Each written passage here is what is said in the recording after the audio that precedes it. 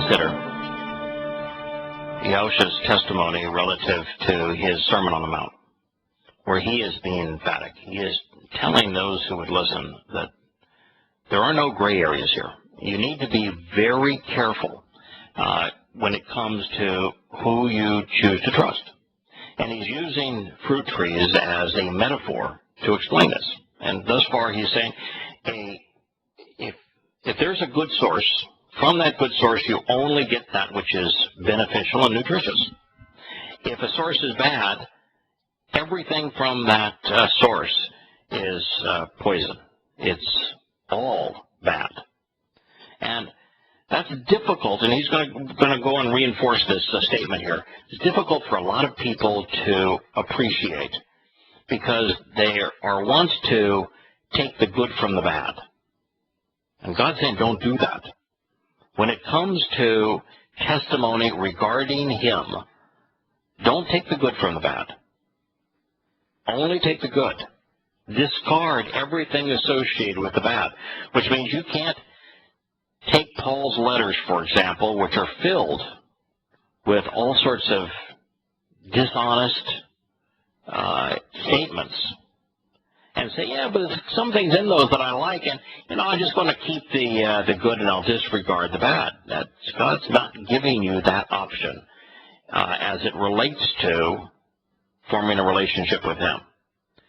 And so here's his next statement. He says, any and every tree not producing suitable, fitting, genuine, approved, commendable, and advantageous fruit shall be cut off and done away with, and toward the fire it is thrown.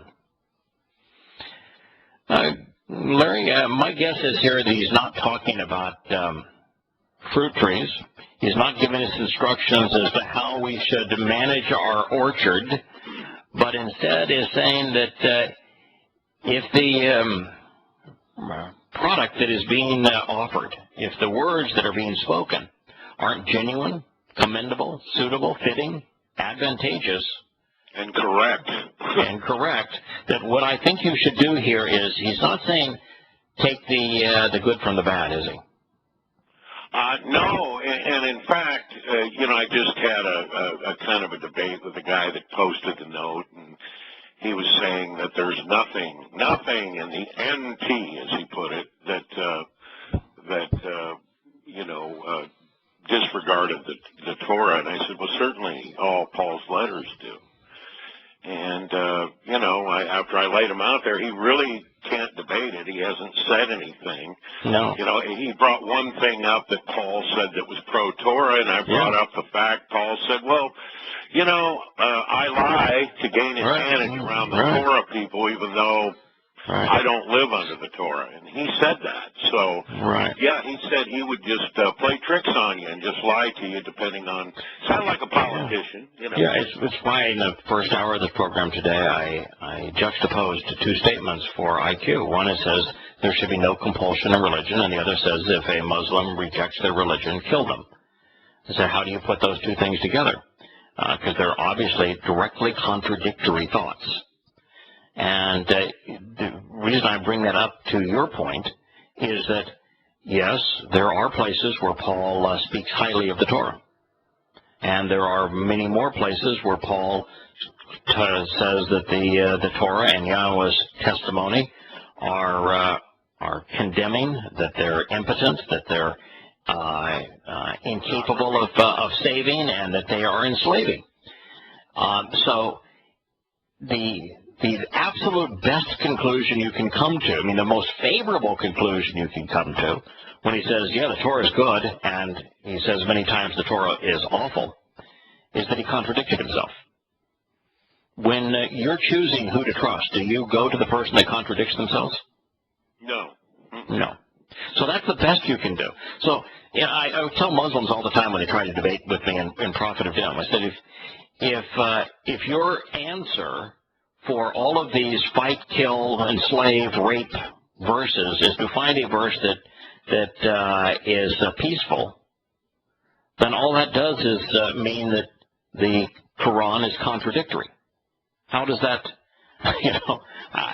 once you tell me how that has any merit in you dealing with these thousands of statements that are fight, kill, rape, plunder. And the same thing is true with Paul. So Paul has this thesis that is delivered that says the Torah is evil, the Torah cannot save, the Torah has been done away with, the Torah enslaves. For him then to say in another place the Torah is good, all it means is that he can't be trusted. He clearly said in Corinthians 9:20-22, he said to the Jewish, I came to exist like a Jew in order to take advantage and profit from Jews. To those under the Torah, I acted as if I were under the Torah.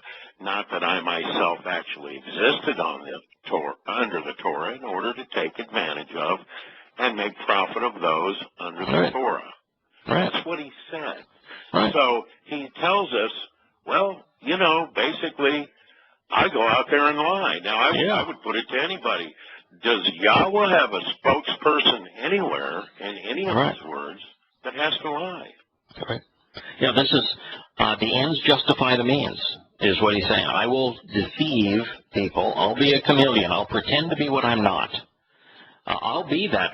I'll be the wolf that puts on the sheep's clothing to go in and take advantage of people. That's not godly. You're absolutely right. And so what God is telling us about the tree, that if a tree does not produce suitable, fitting, and genuine approved fruit, I'm calling the Torah an enslaving document that cannot save, that would be a non-commendable fruit. He didn't say you should, your friend that quoted the one verse where Paul promoted the Torah, he's telling you, no, you can't do that. You can't take a statement because you like it out of the mix of bad fruit. He's saying, no, that the source that produces the bad fruit has to be cut down, and it has to be tossed in the fire. It has to be destroyed. So what he's telling you here is that rather than you only looking to Paul for a few things and kind of keeping them in your New Testament, you need to rip it out. You need to discard his letters. That's what he's saying. Burn them. Wow. And it's was not talking about trees there. No, he's not talking about trees. He's talking about what's written on trees, which is paper. But he's not talking about trees. Now, fire is symbolic of divine judgment. So where Yah's light and energy are used to refine and separate good while devouring that which is bad. Fire is not, however, found in Sheol, because the judge is never present in the place of separation. However, en route to Sheol, which is a black hole, we absolutely have fire, because fire is synonymous with judgment. You don't go to Sheol without being judged first. And so what you have here is an emphatic statement that says, I don't want you to do what society is prone to do. So look past the bad and choose the good. I want you to know that if it's a source and it's talking about me, if this is life and death, if this is the choice between knowing me or being part of a religion, you need to discard it. You need to walk away from it.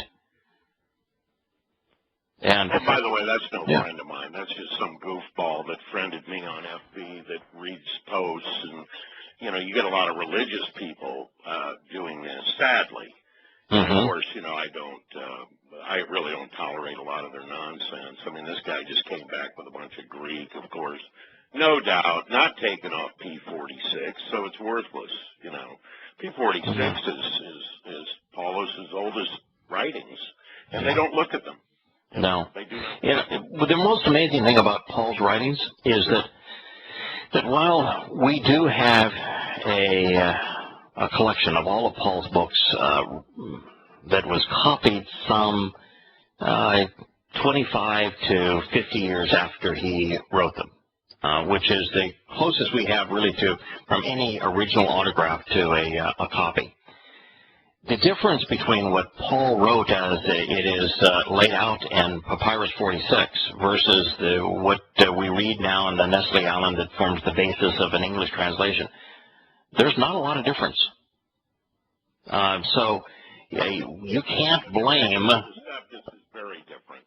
Yeah, Texas Receptus, well, it's very different, particularly as it relates to the other books. Well, it's really different across the board, but it would be true. But the point I was making really is that you can't blame Paul's animosity against the Torah on copy edits. That's what he said. Oh, no, that's where the Christians are right. Yeah. That's what he said. No, not at all. They're being accurate about it. But there's a lot of defenders of Paul, especially in the Messianic movement and stuff like that, he's just being misunderstood. He never said anything bad about the Torah. Yeah, well, that's calling it pornography, I guess. Yeah, shy of calling it pornography and enslaving and done away with, and incapable of saving. And wishing those that were under it castrated. That's another sweet gesture. Yeah, in fact, he goes as far as to say, if you are circumcised, which is the Torah's instructions relative to our participation in the covenant, which is the only way we can be saved. Paul says if you're circumcised, then there's nothing that his religion can do for you. So it is wholly opposed to God's testimony, that is for sure. He even says that the covenant that is presented in the Torah was made with Hagar, and therefore it enslaves. When God says exactly the opposite. He says that the covenant in the Torah, that Hagar and Ishmael were excluded from it, and it was made with Sarah and Abraham. So Paul's position is the opposite of God's. So if one is telling the truth, the other's lying. When we return, we'll continue with Yahowah's statements in the Sermon on the Mount. We have Carol on the line, and she has a question that we will address as well. Stay with us, Larry. We'll return after the commercial break.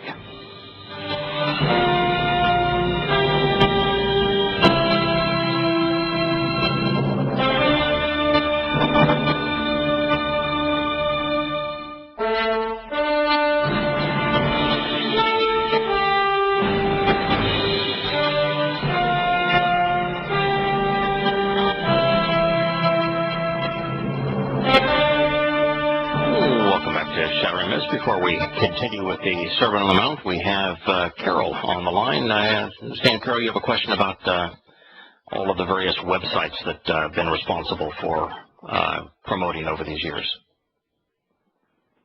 Well, actually, your web page where Introduction to God and the book about Paul and everything is. I used to be able to get to it by clicking on the link on your page on GCN, and I haven't been able to do that for months. And I wondered why. Yeah, I'll have to find out why the link is filled at GCN, but I will tell you that all of our websites have been interconnected. They've all been hosted at Rackspace, and Rackspace has booted us off because of the attacks that Prophet of Doom gets from Muslims. Muslims promote all sorts of malware against Prophet of Doom, and they have finally just ravaged the site. So, and all the sites are interconnected. So at this point, as I understand it, the book that we're covering right now, which is Questioning Paul, questioningpaul.com, is working flawlessly, and that the book Yahowah, which is at yahowah.com, is the site's up, and you can go through the book there by clicking on the PDFs, and you can read the PDFs of every chapter. And Introduction to God is currently in the midst of being reformed, and so it will be back up and functioning. But we expect that that Yahowah.com and introdogod.org, both of those two sites, which are interconnected, will be up and effective, completely effective, back on HTML with PDFs available within a week's time. And that Prophet of Doom is a longer, more challenging issue, and don't really know how far out it might be before we have Prophet of Doom back up as it previously was. Oh, okay. So those are challenges, and it's all because the sites are interconnected, and Muslims, rather than trying to debate Prophet of Doom, have decided that they would just try to silence it by attacking it. I understand. So I'm not going to be able to get to any of your sites off GCN. No, but if you were to just put in your URL bar, your browser, if you were to put in Yahowah.com, you'll go, it'll take you directly to it, or introdogod.org, or questioningpaul.com. Any one of those, you can go directly to the site, or you can Google Questioning Paul, it'll take you to the site. You can Google Yahowah, it'll take you to the site, or Intro to God, you can Google that, and it'll take you directly to the site. Great. I just want you to know that I am a total outcast. Well, that's a good thing. I started talking about what you're teaching. Yeah. I went to a picnic where they were all Christians this last weekend and started talking about this, and I thought they were going to have a heart attack. Yes. It's difficult for people who are really into the religion to even discuss the truth. It drives them absolutely crazy because, if you were to bring up any one of the issues that prove that Christianity cannot be valid, they have no answer. I mean, when Yosha said, my God, why have you forsaken me?" It can't be God that died on their cross. And so, what's their answer for that? They don't have one. You bring up something that says, well, why did all three of the eyewitness accounts of what happened on Bikurim, which was the first day of the week, have no one recognize him? If that's supposed to be the big deal of Christianity is that, he was bodily resurrected, how is it that the people he was closest to didn't even have a clue who he was? Why do Christians celebrate Christmas and Easter when there's no mention of either anyone from God? Why do they call their God Jesus when that name wasn't even invented until the 17th century? I know. Yeah, it just goes on and on. Christ is not a last name. You won't find Jesus or Christ written in any pre-Constantine manuscript. Well, it's also simple to me. Yeah, it is so simple. Here's Yosha saying, don't think for a moment that I came to do away with the Torah, and you've got Paul and Christians believing the Torah's been done away with. Right. Now, how can you be a follower of this individual who says, don't think I have come to do away with the Torah, and yet you think the Torah has been done away with? I think their group is what keeps them in it. Yeah, I think so too. They reinforce one another. That's the whole nature of faith. Faith only works in an environment where people reinforce one another's faith and where they outcast anyone who is willing to inject truth into the discussion. We'll be back after the commercial break.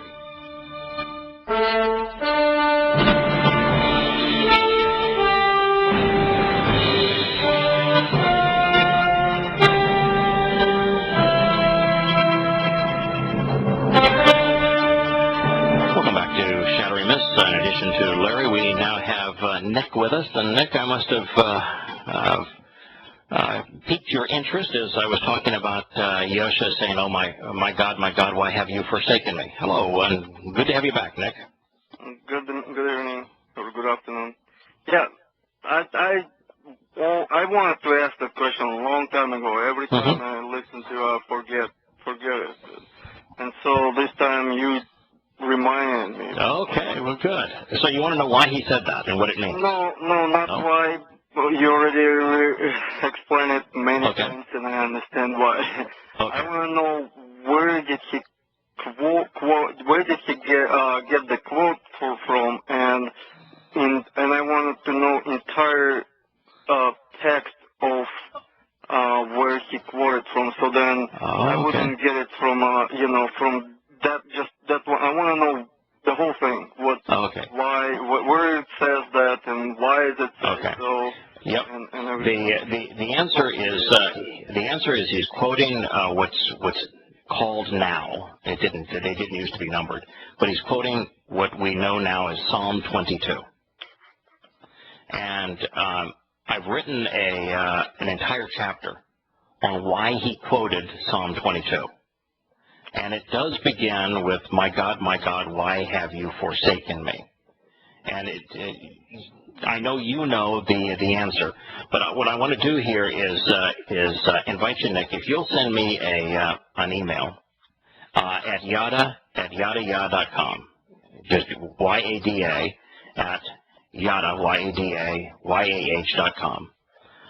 Since the sites are kind of glitchy at the moment, I will send you a Word document of that particular chapter. Because it is extremely revealing.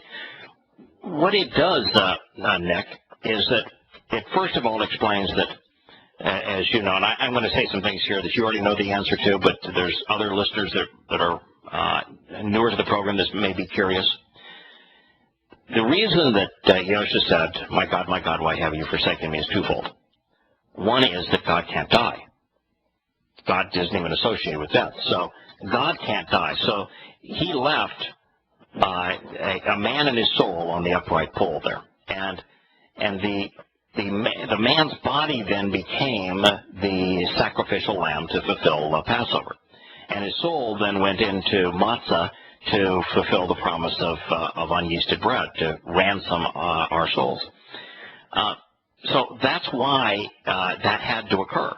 So God didn't die for our sins. God can't die.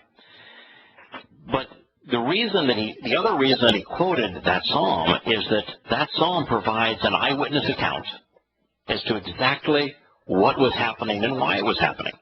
That's why I'll send you the chapter. You'll find it really an interesting read, because God goes through great lengths to explain exactly what was happening to him then and what was going to happen to him the next day on Matzah, and then how he would live out and celebrate the promises of being the firstborn child on Bikurim. And it's all contained prophetically in Psalm 22. And I here I'm telling you, Nick, that it's an eyewitness account. Well, it was an eyewitness account written 1,000 years before it happened. Because Yahowah also says the same thing. He talks about his soul going in to redeem, family, acting as a ransom. That's what it says. Yeah, there's three places where it's described. One is in Yahowah 53. One is in Psalm 88. And the other is in Psalm 22. All three explain exactly what was happening on each of those 3 days. It's just that the reason that he quoted Psalm 22 is that Psalm 22 is the most complete presentation of precisely what was occurring. And it's the beauty of prophecy, because in prophecy from Yahowah's perspective isn't predicting what's going to happen. It's reporting what has already happened from his perspective, because he's not constrained in the ordinary flow of time. Did I do an okay job of answering your question? Or you did okay. I mean, I guess I'll read more detail about it after I'll send you on. Okay. Okay. It's one of my favorite statements, Nick, because what it does is first of all, it completely destroys the myth of Christianity, because Christianity says God died for your sins, and you say, wait a minute, God can't die. And his statement, my God, why have you forsaken me, demonstrates that God left him on the upright pole. So God wasn't there at the conclusion of Passover. So it completely destroys the basis of Christianity. And anytime God says something that destroys religion, I think it's an important thing for us to share. Can I point something out here? Sure. Mm-hmm. One of the things that's pretty incredible, too, is when he says, my God, that's written L as in singular. Yeah, it is. And then the very next verse, the very next passage in this Mizmor or Psalm, it goes to Elohim. So So the set-apart spirit is already back with the Father at this point in one passage. Yes. So it goes from El, my God, Singular. to Elohim. Yeah. Yeah, so it's he's making the distinction that at that point the set-apart spirit is with him, and then the set-apart spirit goes back to the Father, making turning the title El into Elohim from singular to plural. God's very precise in his communications. The other thing that I like about this too is that Nick, is it specifically itemizes what part of Yahowah and Yahusha are contributing to the fulfillment of each of these mikra. Because on Passover, it's only the physical body.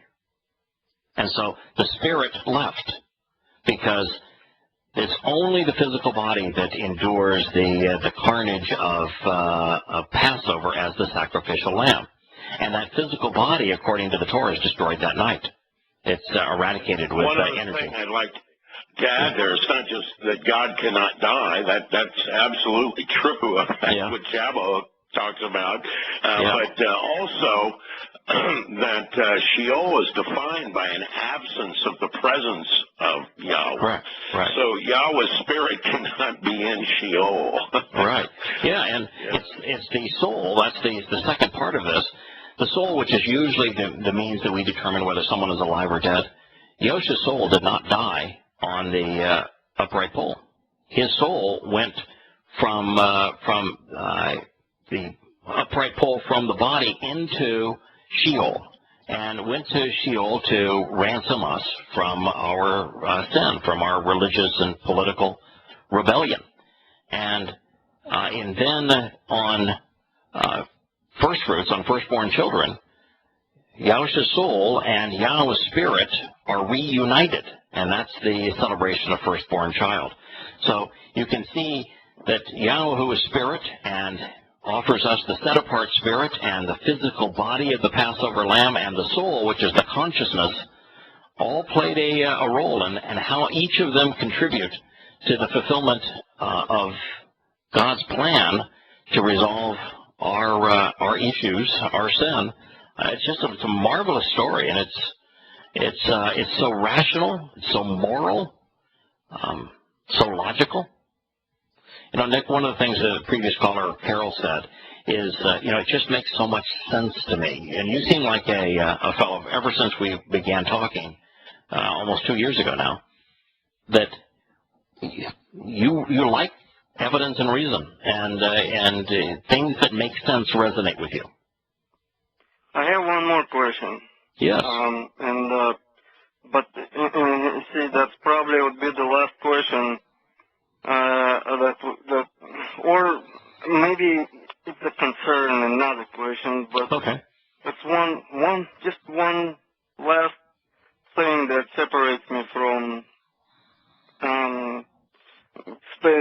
becoming a part of a family. Mm-hmm. And I'm sort of afraid of asking it or telling you that, because after that there'll be no other. Yes. Well, step up to the plate. Straight answer. Yeah. Well, don't be concerned. Don't be concerned, man, because we've, both Larry and I, we were bad dudes in terms of we were hugely religious and hugely political. So we've got lots of skeletons in our closet. So you're not going to embarrass ourselves with us. Like the Christians have that warm and fuzzy feeling of just believe and right. Saved. Yeah. And I have something similar, except not like Christians. My belief, I think I even told you something. Yes, you did. So what I'm afraid is that if I will become part of the family, and after the death, I will join the the Creator up in heavens. What will happen actually, that I will be able to access to a knowledge that only Yahweh can provide, and not to be able to, go to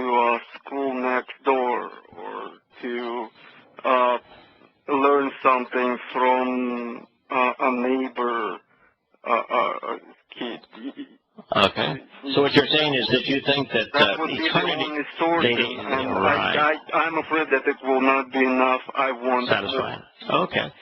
You know, I don't like want to be separated, or I don't want to be, to just have one source. A source. Yeah. I want more. I want a lot more. So, okay. That would be the only thing. No, wait, Larry. Not more than a neighbor knows. No, I like Larry's. No, I like Larry. I like Nick's point of view here. I know, and we know Yahowah personally, and we know he has a great deal to offer. But Nick, let me give you the answer to that question. I enjoy talking with you. I learn things when I talk with you. My thought processes are developed when I talk with you. I would like it in eternity to be able to continue to talk to you, to learn from you, and just to enjoy a conversation with you. And, I like Larry. I learn things from Larry. And there are so many people that I have encountered along life's way that I really enjoy learning from and talking to. And, that's the beauty of the covenant. And I want you to stay on through the last segment, Nick. You as well, Larry. Is the beauty of the covenant is we all are going to participate together.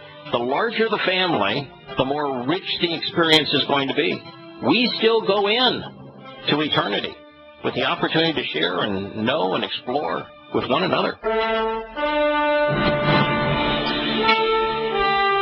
Welcome back to the final segment of Shattering Myths for today. We still have Larry and Nick with us.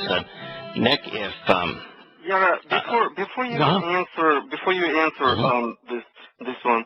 See, I understand that it probably wouldn't be possible to fit all that answer in like last 7-6 minutes that we have left on the show, and so I have one more question, and that would be probably the easier one for you to get, and then I listen to podcasts, and so I'd give you guys more time, and then you can explain it to you, and Larry will have his chance too. So then actually, Nick, Nick, I can do it in 1 minute. Oh. The very essence of us is our nesama. It's our consciousness, our nesama. It's our unique soul. That unique soul has unique perceptions and attitudes and approaches. One of the reasons I never try to tell somebody you have to agree with me is because I like it when we disagree. I like it when we can view the same words from a different perspective. And we're going to be able to do that in eternity. And your unique perspective enriches eternity. Isn't Yahowah and Satan in disagreement? Yahowah and Satan are in disagreement, but they're in disagreement over a subject that is very different than you and I talking about. Gee, I wonder how the solar system works. I wonder how atoms work. I wonder how all of this fits together. I wonder what the thought process was for that life form. All the kinds of stuff that'd be fun to discuss. What Satan wants to do is to deceive regarding who Yahowah is and how we form a relationship with him. That's not the kind of stuff that we're going to have any interest in discussing in eternity. Why would you want to discuss something you know Yahowah personally? You've had the opportunity to spend as much time with him as you want. Why would you want to discuss?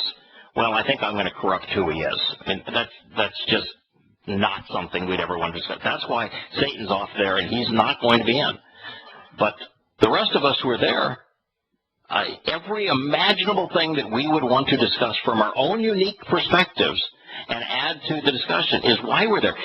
It would be absolutely boring for God to have to spend eternity with us if all we could do is listen to him for eternity. He wants us to be rascals and creative and fun and offer our own unique experiences. I have a lot more to say about it, but this one I really need to know. In case I do decide to become a part of a family, would help me to understand, is the Sunday have to be the day when you learn or read the Torah and It's actually the Saturday. The Shabbat begins Friday evening at sunset and ends Saturday evening at sunset. So then Saturday and to a Sunday? It's the Shabbat, which is a time to just, all God says is on the Shabbat, which begins on Friday evening at sundown. In fact, Larry and I will be doing our Shabbat show this evening at 7:30 Eastern Time. We do it on Blog Talk Radio. It's Yahowah Radio. Larry and I do it together. So if I have to work that day, or, would that... The idea is to make the Shabbat special and to spend make that day unique so that you spend time with Yahowah. Once you're a member of His family, if you have to work on an occasional Shabbat, God's not going to kick you out of the family because you worked on occasional Shabbat. So long as your mindset is, all right, God came up with a plan. The Shabbat's important to Him because it's the seventh day. It represents promise.